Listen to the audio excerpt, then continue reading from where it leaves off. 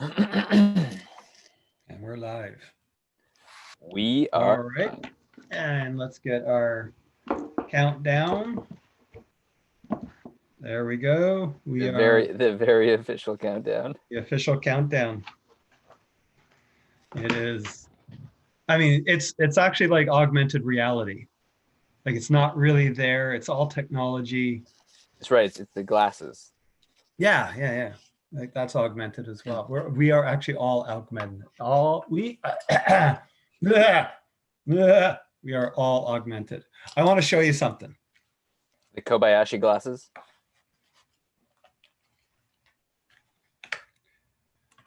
This is my $1 million outfit. Do you want to know why? Just want to say you look extremely Canadian right now. It does have a bit of a Canadian feel, right? So literally this has gotten me probably at least $1 million. Okay, this sounds like a story. Yeah, it is. Maybe we should wait. Okay, we'll tell the $1 million story on the show itself. I think it's actually a good marketing tip, technique, lesson. All I can think about right now is like $6 million man. Yeah, that's right. When you crash land, became a bit of a cyborg. When you crash land, they rebuilt me into this. All right. So why are you excited? This morning? Yeah. Oh, I had a super productive morning. All I can think about right now, not to get it. Okay, continue. I keep forgetting to do my thing. Inviting people? Yeah, she's doing that too. No, not to get into client specifics, but one of the things that I was doing this morning was setting up conversion tracking. Because we have a client that has a rather Stop. What are you laughing about? Come on, continue with the story. We have a client with a fairly complicated website with many different forms that a potential prospect could submit. So I went through the website and I set up conversion tracking against all of that and set it up so in Google Analytics we can see, like, did they come from Google, did they come from Facebook, but then also linked to Google Ads, so we can see that when somebody clicked on an ad and then went to the website and then submitted a form and became a lead, we can trace all of that. So it was really big and it's really complicated, but I got it done and I just feel really good about that. That is awesome. Good job. All right. Okay. Jeez, I got all sorts of different people now in my standard invite list. I got a different list too. Isn't that weird, man? Is it like... It's like all of a sudden my main friends have just completely changed. Me too. What does Facebook know that we don't know? Do you think like every week Facebook gives you a new suggestion of like, here's this week's best friends? I don't think so. It was pretty consistently these people for a long time. Me too, but it changed for both of us at the exact same time. Oh, conspiracy, something's up. Is this thing going? Okay, 10 seconds. Okay, come on, I got this. 10 seconds. I'm just inviting a few more people. TM, you get an invite. Caesar, you've been on the show, you get an invite. Elan, I just want you to be my friend because you're so awesome that you get an invite. Shh, quiet. One more, Blake. You are so awesome. You get an invite. You want it or not, I don't care. Mika. Oh, Mika. You have to be. Okay, and Andy. We're going to stop at Andy. No, we're not going to stop at Andy. I know, shush. I know it is 11:11. Miroslav. Where are you? Okay, I lost you. Oh, there you are.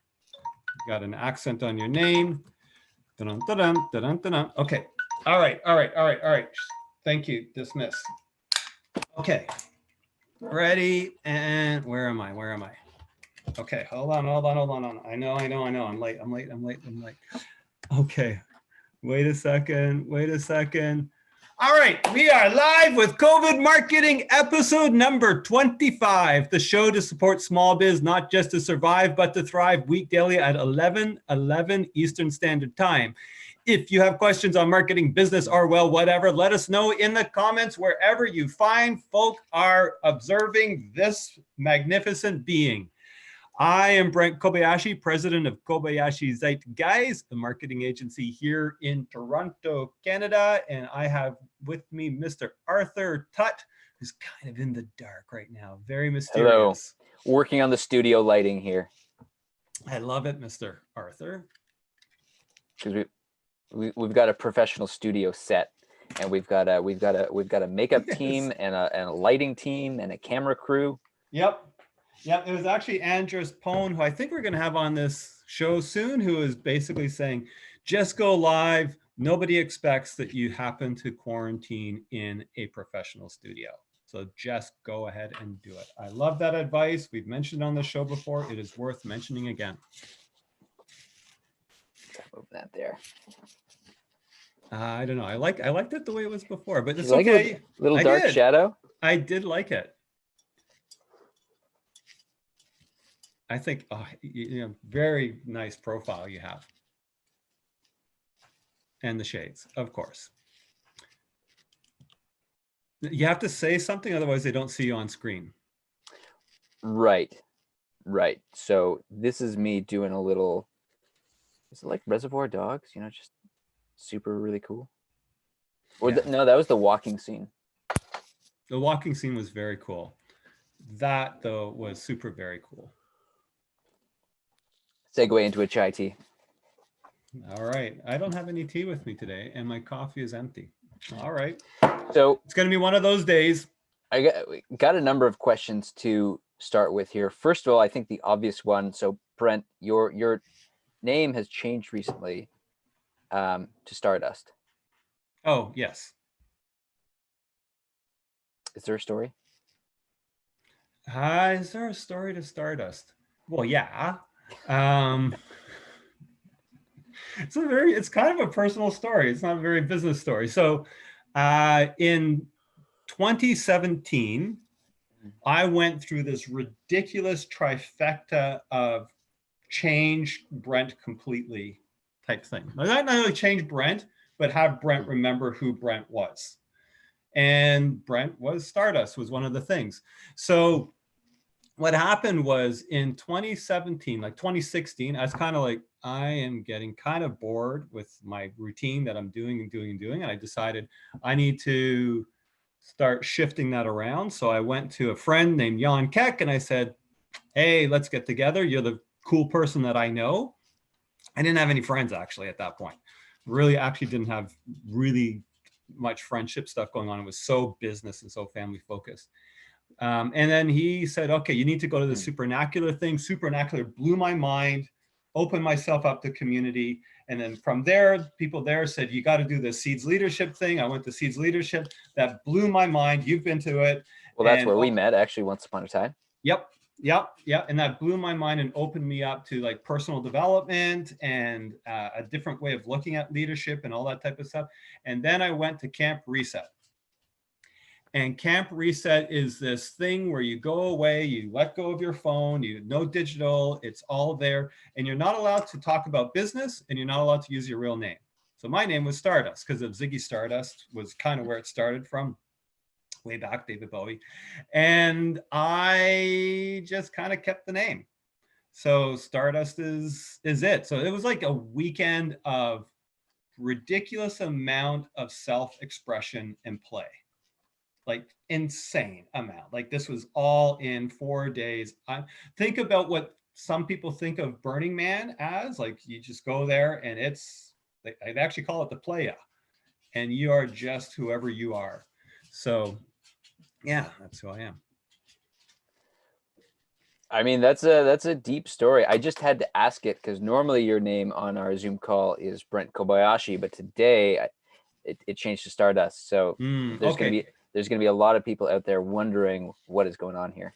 I actually have a question for you. I see that your name now is Brent Kobayashi. What's your story? You have a deep story with that one? A Um, deep personal development, historic story? yes, there was a brief period in time when I considered actually becoming Brent Kobayashi. Oh, okay. And what a coincidence. I just thought this whole role reversal change, it's, sometimes it's time for a reset and a refresh. Yeah, okay. Yeah. Actually, one day I think, actually, I like that. We should all sometimes decide we want to be somebody else and be that person for a day. Walk a mile in their shoes. Walk a mile in the shoes, say, what would Arthur do? And then I would do what Arthur would do. Like I would dress really awesome. That would be one of the things I would do if I were Arthur. I would be like, I'm going to make myself, I'm going to feel fantastic in my outfit. By the way, today is a dragon outfit day. Oh, Yeah. I'm noticing a red theme going on here. Mm. And in our pre-conversation talk, you said this outfit has made you $1,000,000, Yep. and you got me curious. Okay. So this hat and these antenna, this hat actually comes from WordCamp 2013, which I think was the first WordCamp that I was the lead organizer of. So WordCamp is a all things WordPress. Some people of you have heard of WordPress. It's how you can build websites thing. And WordCamp is this sort of volunteer created kind of an unconference conference type thing where you get all sorts of people coming together to talk about WordPress. And they typically, at least the ones in Toronto that we were running, were around 400 people would come for 2 days. Incredible experience. And so I decided to wear this, the Ladybug antenna. Our branding at the time, and is kind of returning, was all Ladybug stuff anyways. And the amount of connections that I made at that WordCamp was huge. Part of it was because I was the lead organizer, but this stuff here was recognizable, it was relatable, it was a conversation. And I will say that without a doubt, the ability to be remembered from just that one WordCamp alone, but also future ones as well, where similar paraphernalia, including the sunglasses, would come out, has led to referrals and business like you wouldn't have believed. Like we literally are in the middle right now of I don't know, I think it's like a $40,000 gig because of this, right? So like stand out, express yourself, like whatever yourself is. It doesn't have to be silly or whatever, but if you're like, I would do this, then do that. Mm-hmm. And you will get noticed. And if you kind of don't like the noticing that you get, like, person says, oh, you really suck, that's cool, you're just learning, man. And if they're really upset with you, then they're just learning. So yeah, this is literally, I would say, even partially was involved with the merger with Zeitgeist, was Okay. this kind of expression. Okay. But so I mean, obviously there's always going to be some people who just aren't going to like you. I know it's hard to imagine that. But I guess that's part of just life and business and just accepting that. Sure. Remember though, it's not that they're not liking you, it's that they're not liking something in themselves is responding to you in a way that's a not like. Mm-hmm. Okay. So right now, honestly, if we had 1 million viewers watching this, there's no way 1 million viewers will be 5 by 5. 5 stars out of 5 stars. No problem. We all love you. No way. As soon as you get a certain amount of attention, somebody's going to be like, you, for some reason, maybe even subconsciously, remind me of that guy that did that to me. And therefore, I don't like you. And I'm going to not necessarily take it from a subconscious. I'm just going to sit there and say, what you're saying is so stupid. You're, a huckster. You spell whatever it is. There'll be a rational reason for them to give you feedback that doesn't jive. Whatever. It'll be something. Mm-hmm. You should act more professionally. I have no idea what you're talking about right now, Brent. So just realize that you do two things with that. One is, okay, cool. If you actually kind of hear it from a few different people, then maybe you might want to try something different. If you hear it from people that you really super trust and value their opinion for whatever reason, that you feel like they are on your side, right? Mm-hmm. So then, yeah, I'm going to take this off. It's probably a bit of a distraction. And the hat too is going. All right, there we go. So if you take it from somebody who you know they love you and they really value, not just love you, that they really are out for your, they understand you and are out for your best interest. And yeah, take some of that feedback. Everybody else, what is it? With a grain of salt, it's like, you know what? This isn't tasting so good. Do I still want to swallow it? And do I need a grain of salt? Or do I want to be like, yeah, okay, I'm going to keep going and I'm going to gather more data. On almost all cases, the feeling that you have within yourself is just you resonating and triggering off of that negative stuff. And it's actually bringing up the self-judgment more so than anything else. Because if somebody comes up to, like Arthur, if I came up to you and I said, Arthur, you suck, and we're on the street and you're just walking along and you suck, you just don't know what you're doing, you'd be like, okay, you actually are kind of like, something's going on there, but it ain't about me. You're breaking my heart here, Brent. Okay. So, but if somebody did that, it'd be like, whatever, right? Because it doesn't resonate with you. There's no connection. But if I said that to you, Arthur, maybe it would come closer to breaking your heart, because for some reason you're valuing my opinion for some possible reason, and therefore it starts to resonate with you and you start thinking, maybe that's true, maybe I suck.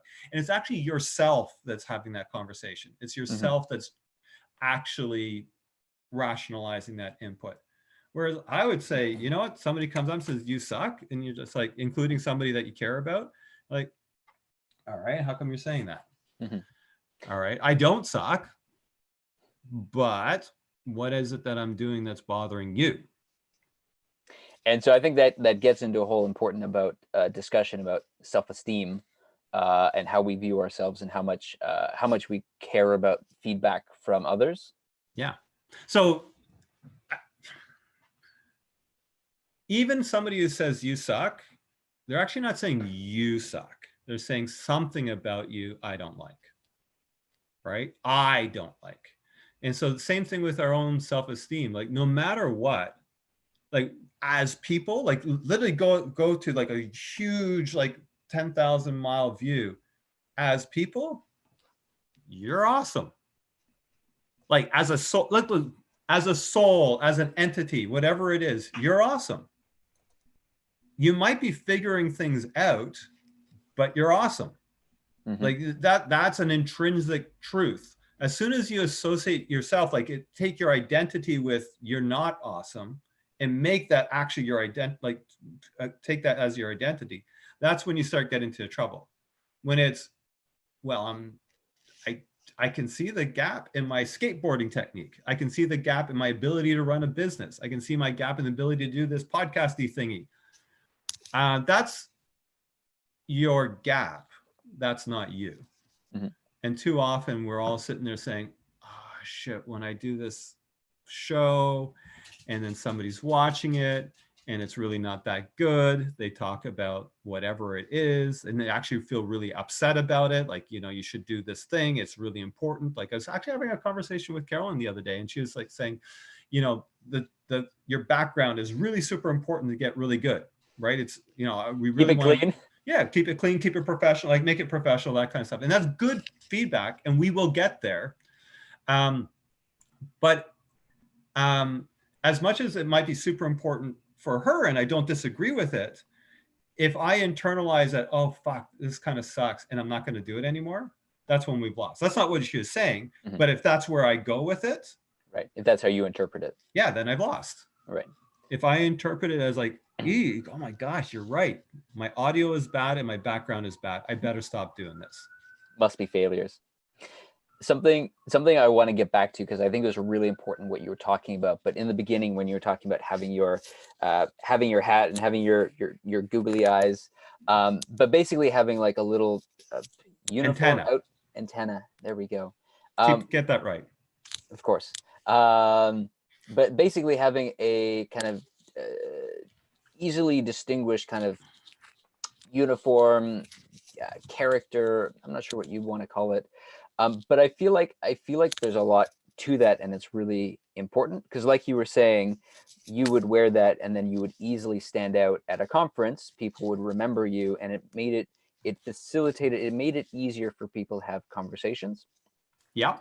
And because I think where I'm going with this, because I think a lot of people think, and not to say that somebody has to go like quite to that extreme, but I think a lot of people think like, oh, I don't want to stand out because maybe I'll look funny or something like this. And I think the key takeaway here is what it shows to other people is that you're approachable. You're saying, come and talk to me. I am available. I am receptive to hearing from you and what you have to say. And I think being approachable is a really important, I almost want to say, skill set to have. Yeah, so I mean, our brand promise at that time, and it shifted a little bit, was online friendly. Like, we're going to make the online world friendly. So approachable really made sense with the brand. Like, it's just like, you know what? Hey, I'm just a guy. Let's talk about what we're going to do. And so, it was our tagline. It was everything else. And that's what, that's the reason why the Ladybug kind of disappeared for a bit, because when we merged with Zeitgeist, that didn't quite fit, because online friendly was a little bit more of a small business brandy thing. So there was that approachability, and a way like doing something like this so that you can express that you're super approachable is great. Now, it doesn't have to be this. It doesn't have to be silly. It doesn't have to be that. If silly fits with you and you have a silly streak, go for it. It stands out. If you have a comedic streak, go for it. It stands out. If you have like a really super buttoned down professional, like double down with that. Like really, really go for it. Like you, for your outfits and how you dress and all that stuff, it stands out, right? And it's like, okay, like do it, like stand out. But whatever you do, get noticed. Like it's simple. If you don't have a market, you don't have a business. And in order to get a market, it's going to be a whole lot easier if you stand out and people start to notice you for whoever and whatever it is that you are. And it's a heck of a lot more fun, because then you get to be yourself and you get to do your business.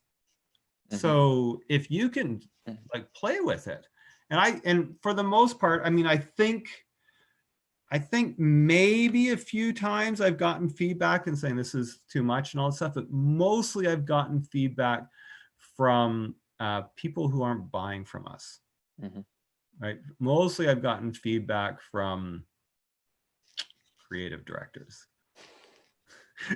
who I totally appreciate. They want it to be a little bit less gimmicky. That's usually where it goes. It's this is kind of gimmicky. It's not going to attract the people you want, but it's never actually gotten in the way. We've done huge business. Right. Yeah, it's been really good. And so we're a little bit more toned down now, except for on this show. This show needs to be entertaining, as in my opinion, because otherwise, why watch it? That's right. Geez, that was it. You had questions, and it all went into the Ladybug. There's actually more to that, because we lost the Ladybug for a while, and there's a little bit of a conversation we should have at that, because I have a lot of opinions as far as brand goes, more so than just this. Well, it's something that I've started to think about now that we're running videos in the local community. Part of what I'm thinking about is, am I, if I'm walking down the street, am I recognizable? Like if there's a small business owner that saw our video on YouTube and is like, hey, you're the guy from the show who does the marketing thing, right? Not because I want to be some like big local celebrity, but I want to make it easy for, a local business owner who maybe wants some marketing advice, to make it easy for them to be like, hey, you're the person that talks about marketing. We should have a call and talk about a thing, right? Yeah. And if you don't stand out, then it makes it difficult to have that conversation. Or if you don't look approachable, they're going to be like, should I talk to them? For sure. Now, keep in mind, though, all of this is about, like a logo at its simplest has one key function, is so that every time somebody sees your marketing communications or their logo, they're like, oh, I kind of remember that. Oh, I kind of remember that. Oh, I kind of remember that.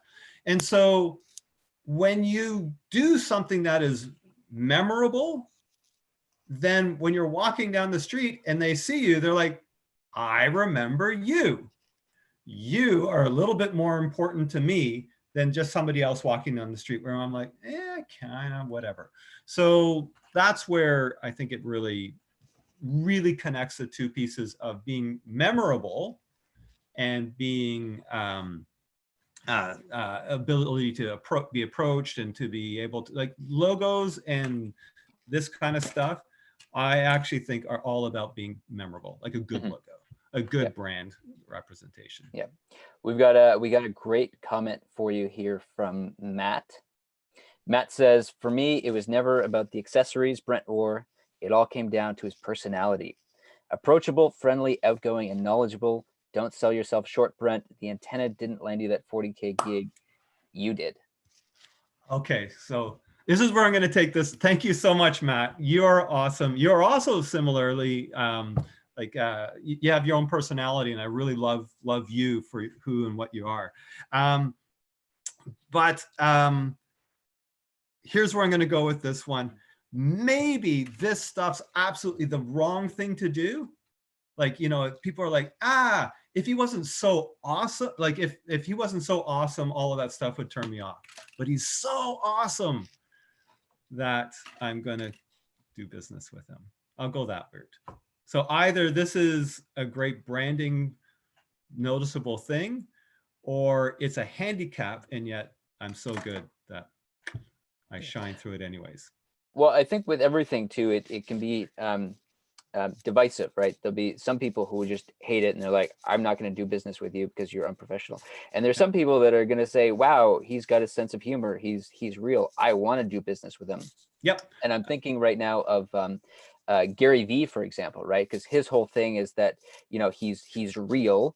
And so, he curses on camera, right? And that's kind of his thing. And he talks about how there's a lot of big brands and agencies that have said, we're not going to work with you because you curse on camera, and that's not our thing, right? So he's cut himself off from those people. But there's other people that are like, wow, we love how real you are. We absolutely want to do business with you. So it splits people. So that's just called niching, right? And if you're self-expressing and that means you're niching down, great. If you're like, I am going to censor myself because I want that job, okay. Now, it could be like I'm looking at Patricia's comment. I believe that the way you look should reflect what you do. For instance, in business meetings and financial coaching sessions, I dress one way. When I'm a teacher, I dress something different. That's cool, especially if that's still you. It's what both is that accurate self-expression, both for your own personal enjoyment, because you hear stories all the time of, what, I had to dress in a suit and I went to work and I felt like I was crawling out of my skin. And eventually after 15 years, I was like, oh God, I got to get out of here. This doesn't, I hated it all this time. That's going to be not a great thing. If it's like, I love this is me, then awesome. But I would say that there is room for the, the surfer financial coach. There is room for the hippie financial coach, right? And when you start doing those sorts of things, yes, you're not going to be for everybody, but the people you are for, you really are for. And they want you, and they're going to talk about you. Thank goodness somebody who understands me. As soon as you kind of go, and it's okay to do this, don't get me wrong, it is okay to do this. Just realize that you are doing something that is more challenging to brand. As soon as it's, I am going to look like everybody else, because that's what everybody's expecting. When I am going to sell my marketing services, when I am going to sell my financial services, when I'm going to do whatever it is, I'm going to look this way. which means everybody's going to be okay with buying from me, from whatever that is. Cool. If you look like everybody else, then you're going to have to work harder in different ways to be different than everybody else. And those different ways could be, I happen to know you, right? We've got a relationship. I've got a referral. That's okay. That's pretty standard small business stuff. But there's something super valuable in being able to figure out, how do I actually look different? How do I stand out? Whatever that is. And it could be a whole bunch of different ways. It doesn't have to be personality based. It could be, I am the financial coach for ice cream stores. And I know it really super well. And all the ice cream stores are going to move it around, right? Are going to share my information because I'm an ice cream store. You're an ice cream store. You got to use me, right? So that's one way of really getting noticed from a brand perspective. We're going long. Holy cow, we're going long. This is turning into more of a half an hour show. I like still the 15-minute cap because it has us thinking 15 minutes, but okay. What's next? You want more? Let's do a little bit more. A little bit more here.